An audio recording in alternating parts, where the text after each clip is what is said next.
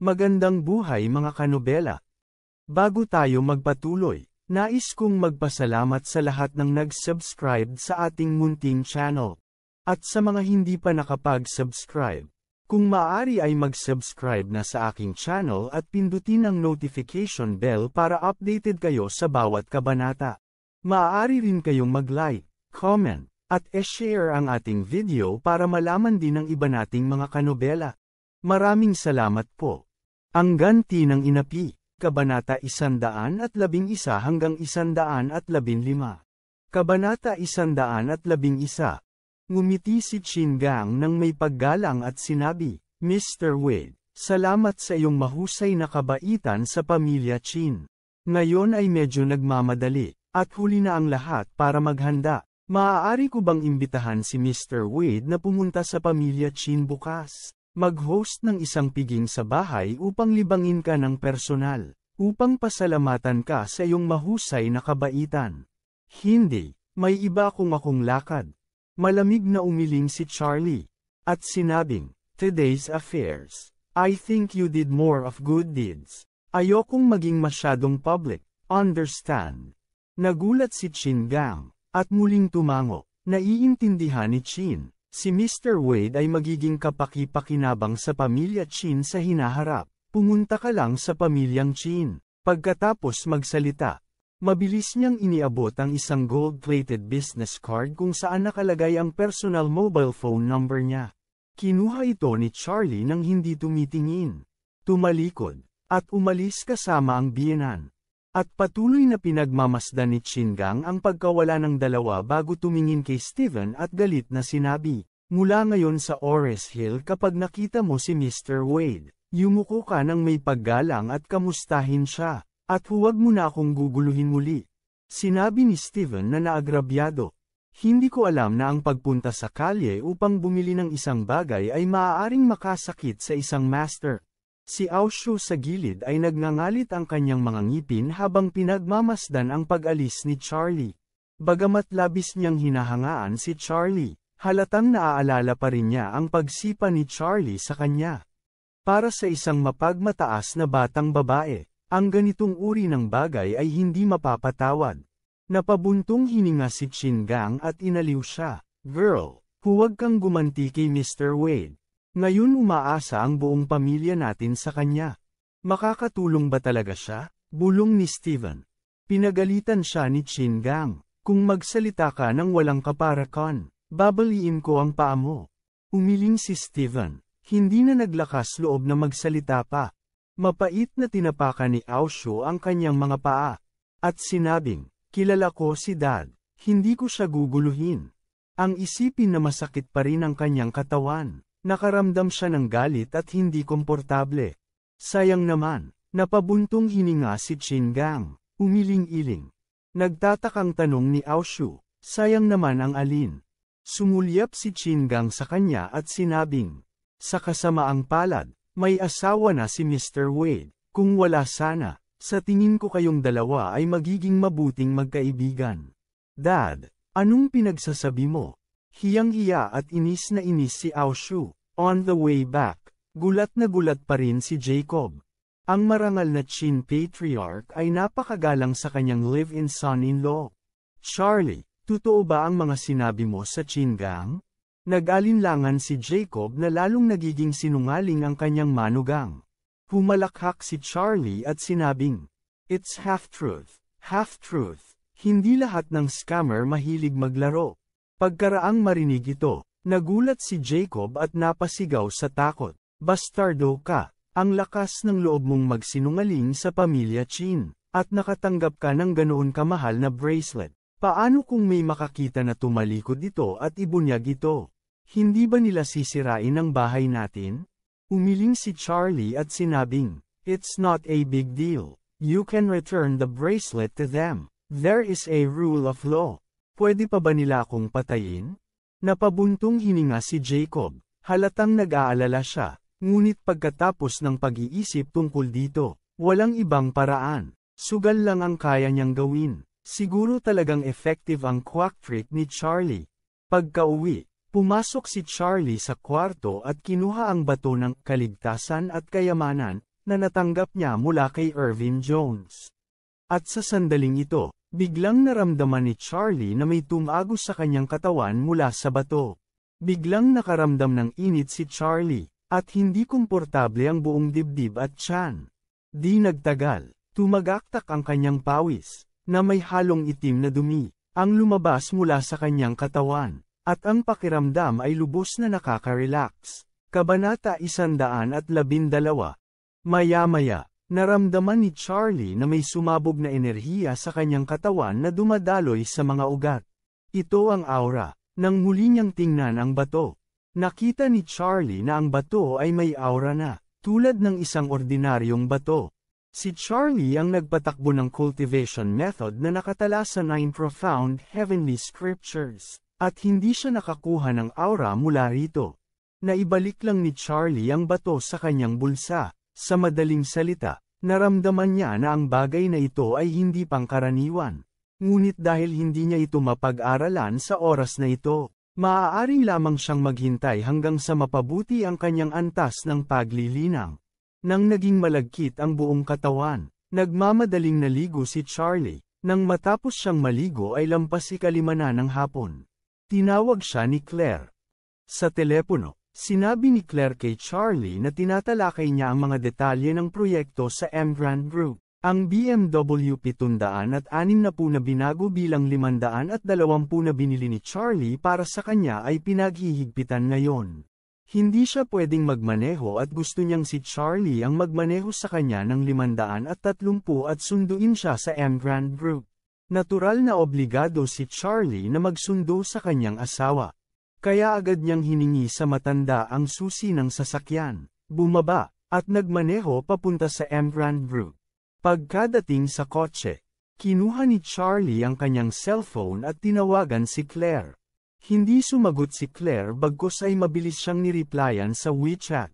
Charlie, I'm still in a meeting with the project team. Pwede mo naman akong hintayin sa labas. Salamat. Sige, hihintayin kita sa labas. Sagot ni Charlie.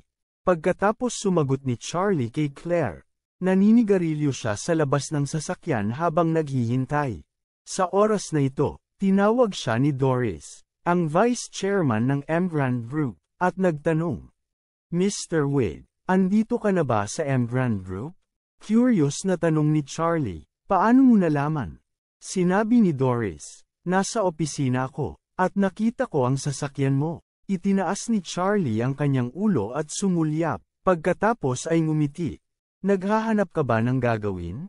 Sinabi ni Doris, nasa meeting pa si Miss Wilson, at maaaring magtagal, kaya gusto kong itanong kung may oras ka. Kung may oras ka, gusto kong iulat sa iyo ang tungkol sa kamakailang trabaho. Napaisip si Charlie saglit, hindi niya naasikaso ang mga gawain ng Emgrand Group kamakailan. Kaya hindi niya ito maaaring baliwalain ng masyadong mahaba, kaya sinabi niya, okay maghintay ka, aakyat ako. Sinabi ni Doris, kung gayon, dumiretso ka sa iyong opisina, at pupunta ako, iyan ang gagawin ko. Matapos ibaba ang telepono, pumasok si Charlie sa gusali, sumakay sa elevator, at dumiretso sa opisina ng chairman sa itaas na palapag. Paglabas niya ng pinto ng elevator at patungo sa opisina, biglang bumukas ang isang pinto sa likuran niya. Plano ni Elsa na pumunta sa banyo sa oras na ito, ngunit hindi niya inaasahan na makakita ng pamilyar na likod sa loob ng Emgrand Group. Hindi niya nakilala na ang figurang ito ay si Charlie, ngunit naramdaman niya na ang figurang ito ay halos kapareho ng mayamang antas ng Diyos sa YouTube. Dumating na kaya ang chairman na matagal ko nang gustong makilala? Natuwa agad si Elsa. Pagkatapos ng lahat, ang pangunahing layunin ng pagpunta sa Ores Hill at Emgrand Group ay upang mapalapit sa misteryosong chairman. At pagkatapos ay magsumikap na gawin ang kanyang sarili bilang kanyang babae. Sa ganitong paraan, mapapabuti ang buong pamilya Dong. Ito ang misyon na ipinagkatiwala sa kanya ng buong pamilya. At ito rin ang kabuhayan ng buong pamilya sa hinaharap. Gayunpaman, si Elsa ay nalulumbay din. Napakaraming araw na siya rito, at hindi pa niya nakikita ang mukha ng chairman. Paano niya mapapaunlad ang isang relasyon sa chairman sa isang pangmatagalang direksyon? Kaya ngayong makita ang likod ng chairman, tuwang-tuwa si Elsa. Nagmamadali siyang naglakad ng ilang hakbang, sumunod kay Charlie, gustong humabol para kumustahin, at saka magpakilala. Kabanata 113. Narinig ni Charlie ang mga yapak sa likuran niya, at ang kaliwang ilaw ay tumawid sa salamin sa tabi niya. At biglang napagtanto na nasa likuran niya si Elsa. Masama. Kung papayag si Elsa na kilalanin siya dito, siguradong iisipin niya itong chairman ng Embrand Group. Baka isipin pa niya ito bilang young master ng Wade family. Ito ay napakasama. Kaya, nang makitang gusto ni Elsa na makahabol, binilisan niya ang kanyang lakad, at agad pumasok sa opisina ng chairman. At nilock ang pinto. Hindi inaasahan ni Elsa na biglang bibilis ang kabilang partido, at nang hahabulin niya na ay biglang pumasok na ang chairman sa opisina. Nang makita si Charlie na pumasok sa opisina, nadismaya si Elsa at bumulong sa mahinang boses, "Kakaiba, bakit parang sinasadya nitong magtago sa akin ang chairman na ito?" Sa pag-iisip nito, hindi pa rin siya sumuko, kumatok sa pinto, at nagsabi, "Hello, chairman. Ako ang bagong administrative director na si Elsa, gusto kong magulat sa iyo." Sinadya ni Charlie na hininaan ang kanyang boses at sumagot, "Nagulat ka na ba kay Doris? Hindi pinapayagan ng kumpanya ang pag-uulat diretso sa akin. Hindi mo ba alam?" "Sorry chairman, nakalimutan ko." Natakot at kinabahan si Elsa, at naisip, napakabagsik ng chairman na ito, galit ba siya, o ayaw niyang magpakita? Gayunpaman, hindi nangahas si Elsa na manatili sa pintuan ng opisina ni Charlie at walang pagpipilian kundi umalis. Narinig ni Charlie ang mga yabag ni Elsa na papalayo ng palayo, at sa wakas ay nakahinga ng maluwag. Muntik na siyang makilala, delikado talaga. Kailangan niyang mag-isip bago pumunta sa Embrand Group sa hinaharap. At si Elsa na ngayon ang executive director ng Embrand Group. At ang opisina ay nasa parehong palapag ng kanyang sarili. Sa ganitong paraan, masyadong malaki ang pagkakataong makita siya. Nagkataon na dumating si Doris upang magulat sa kanya sa oras na ito. Sinabi ni Charlie sa kanya, "Doris, maaari kang mag-ayos para sa akin." Tumango si Doris, "Chaiman, magsabi ka lang." Sabi ni Charlie, "Tulungan mo akong baguhin ang posisyon ni Elsa."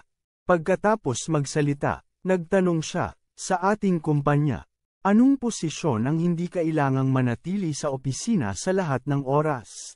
"Sales, negosyo," sumagot si Doris. Ang dalawang posisyon na ito ay kadalasang kailangang lumabas para sa negosyo, karaniwang hindi sa kumpanya. "Sige," tumango si Charlie at sinabi, pagkatapos ay ilipat siya upang maging sales director.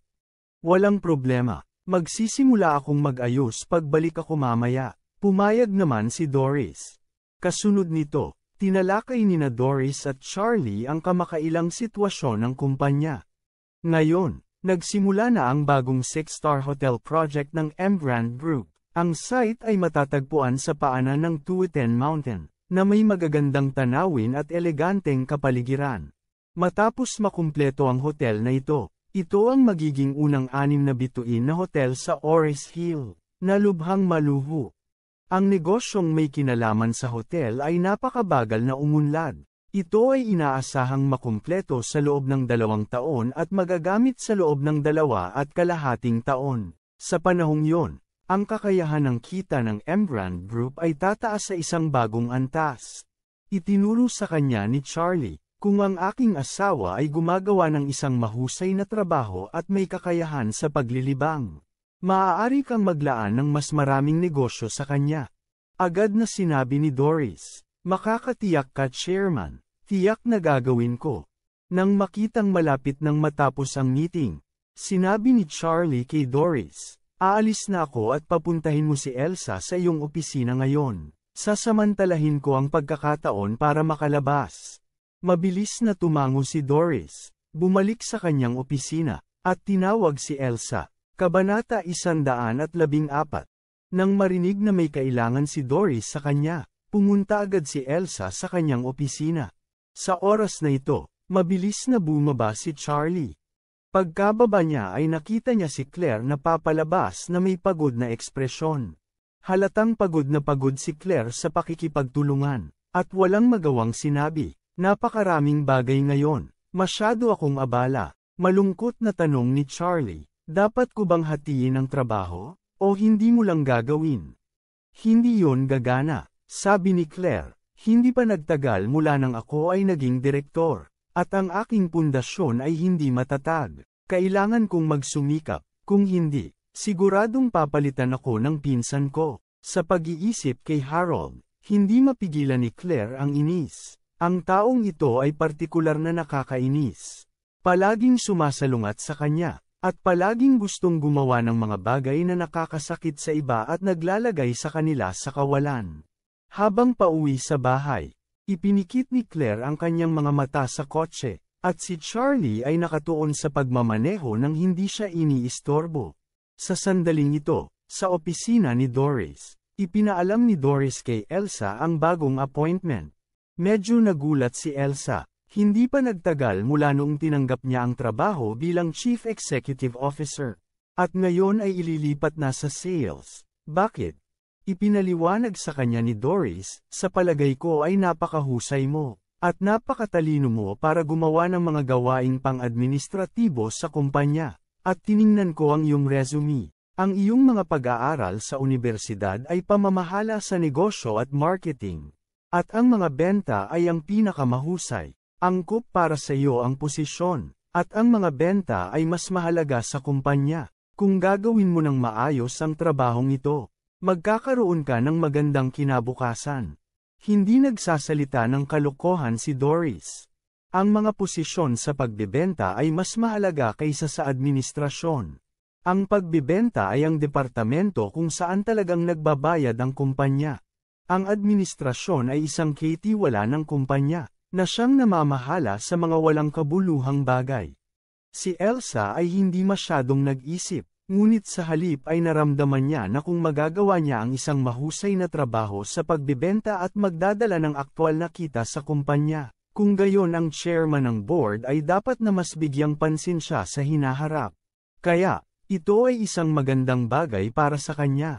Masayang lumabas ng opisina si Elsa. Ang unang ginawa ni Elsa ay ang tawagan ng kanyang mabuting kaibigan na si Claire. Nang makakonekta ang telepono, tuwang-tuwang sinabi niya, "Claire, inilipat na ako sa sales director." Talaga, biglang natuwa si Claire, at sinabing, "Ang galing talaga, isa kang talento sa pagbebenta, at napakatalino mo para maging isang administrative officer. Ngayon ay mayroon kang mas maraming puwang upang laruin at makakagawa ng magagandang tagumpay." Hehe, masayang-masaya rin si Elsa, at sinabing, "Bakit hindi tayo magdi-dinner ng magkasama? Tawagan mo na rin si Charlie." Medyo nahihiya na sabi ni Claire, "Sabay kaming pauwi ngayon. To be honest, pagod talaga ako ngayong araw. Maaari bang sa ibang araw na lang?" Alam ni Elsa na si Claire ay nagsusumikap kamakailan. Kaya nagmamadali siyang nagsabi, "Okay lang, masyado kang nagsusumikap kamakailan. Madalas kang nag-o-overtime para sa mga pagpupulong, kaya umuwi ka at magpahinga ng mabuti. Dinner tayo pag hindi ka na busy." "Sige," sabi ni Claire, "kapag natapos ko ang trabaho ko, sabay tayong mag-dinner." Ngumiti si Elsa at sinabing, "Iyan ang deal natin." Pagkababa ng telepono, medyo nawala si Elsa. Wala siyang tunay na kaibigan sa Orrose Hill. Ang tanging mabuting kaibigan ay si Claire. Ngayon ay nilipat siya ng posisyon bilang sales director. Mas malaki ang entablado. Ito ay isang magandang pagkakataon upang patunayan ang kanyang sarili, ngunit hindi siya makahanap ng isang tao upang ipagdiwang ito. Saktong buntong hininga niya ay biglang tumunog ang telepono. Si Harold pala ang tumawag. Kabanata 115. Nang makitang tumatawag si Harold, ayaw itong sagutin ni Elsa. Wala siyang magandang impresyon kay Harold, at nakikita niya na ang motibo ni Harold ay walang iba kundi ang lumapit sa kanya at makamit ang layunin na akitin siya. Gayunpaman, wala talaga siyang interes sa gayong mga tao, kaya diretso niyang ibinaba ang telepono. Pero nagtiyaga si Harold. Pagkaraan ng ilang magkakasunod na beses, at tubiling kinuha ito ni Elsa at malamig na nagtanong, "Harold, okay ka lang ba?" Nagmamadaling sinabi ni Harold, "Elsa, nabalitaan ko na inilipat ka sa sales director." Nagtatakang tanong ni Elsa, "Wow, paano mo nalaman?" Ngumiti si Harold at sinabing, "Mayroon akong ilang kaibigan na nagtatrabaho sa iyong Emgrand Group. Nakatanggap daw sila ng mga bagong appointment mula sa kumpanya, kaya sinabi nila sa akin." "Oo," sinabi ni Elsa, "ako na ngayon ang sales director. Congratulations! Binabati kita." Tuwang-tuwang sinabi ni Harold. Ang posisyong ito ay may tunay na kapangyarihan, at maraming dapat gawin. "Ang swerte mo talaga this time." Malumanay na sinabi ni Elsa, "Salamat." Muling sinabi ni Harold, "Elsa, kita mo, matagal ka nang nasa Orrose Hill. Noong nakaraang oras sa Classic Mansion, medyo hindi ka nais-nais ang gulo. Upang ipahayag ang aking paghingi ng tawad, gusto kitang imbitahan maghapunan, since na-promote ka bilang sales director.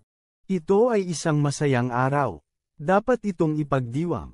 Ano sa tingin mo?" Sabi ni Elsa, "Pero baka kailangan kong mag-overtime ngayong gabi." Sinabi ni Harold, "Elsa, ang masayang kaganapang ito ay dapat ipagdiwang sa tamang panahon. Kung hindi, di mo mararamdaman ang kagalakan bukas. Wala kang maraming kaibigan sa Orrose Hill. Hindi rin naman ako hahanap na lang ng lugar para mag-celebrate tayong dalawa. Ano sa tingin mo?" Bahagyang napaatras si Elsa. Sa totoo lang, gusto niya talagang mag-celebrate. Gayunpaman, hindi makakapunta si Claire, at hindi niya alam kung sino ang makakasama niya sa pagdiriwang. Ngayong si Harold ang nagkusa na tumawag, maituturing siyang nagbibigay sa sarili ng isang pagpipilian. Bagamat medyo ipokrito si Harold, mas mabuting dalawang tao ang magdiwang kaysa sa isa. Sa pag-iisip nito, sinabi ni Elsa, "Kung gayon, maaari mong ipadala sa akin ang address." "Okay, nagpa-reserve na ako sa Orrose Hill Hotel. Pagdating mo, sabihin mo lang ang pangalan ko." Tumango si Elsa at sinabi, "Okay, pupunta na ako." Umalis si Elsa sa kumpanya at sumakay ng taxi papunta sa Orrose Hill Hotel. Bagamat hindi ito kasing ganda ng Classic Mansion, maaari itong ituring na isa sa mga nangungunang restaurant sa Orrose Hill. Sa oras na ito, si Harold ay nakasuot ng suit. Inaayos ang kanyang mamantika na ulo, at nakatayo sa pintuan na may banayad na paraan. Naghihintay para kay Elsa. Gayunpaman, ang benda sa kanyang kamay ay ganap na nawasak ang kapaligiran na sadyang nilikha niya. Ang pang-itaas na katawan ni Elsa na casual na damit, lower body na maong. Isang kabataang eksena. Sa sandaling bumaba siya ng kotse, naakit niya ang lahat ng kanilang mga mata. Nagmamadaling sinalubong siya ni Harold at sinabing, "Elsa, ang ganda-ganda mo ngayon. Pumasok ka, handa na ang lahat." "Salamat." Magalang na ngumiti si Elsa. Umupo na ang dalawa at maya-maya ay inihain na ang pagkain. Hiniling ni Harold sa waiter na magdala ng isang bote ng top-notch red wine at pinuri siya. "Elsa, ngayon ay isang magandang araw, kaya kailangan mong uminom ng isang bagay upang ipagdiwang." Nagmamadaling sinabi ni Elsa, "Hindi ako umiinom ng alak, may iba pa tayo." "Paano yan?" Noong una ay nais ni Harold na samantalahin ang pagkakataon na lasing si Elsa at tingnan kung makakahanap siya ng pagkakataong magsimula. Ngunit tumanggi si Elsa na uminom sa sandaling makaisip siya ng ideyang ito, na labis na ikinadismaya niya. Kinawayan ni Elsa ang kanyang kamay at sinabing, "Pasensya na Harold, hindi maganda ang pakiramdam ko, kaya hindi na talaga ako umiinom nito. Iinom ako kapag may pagkakataon ako sa susunod."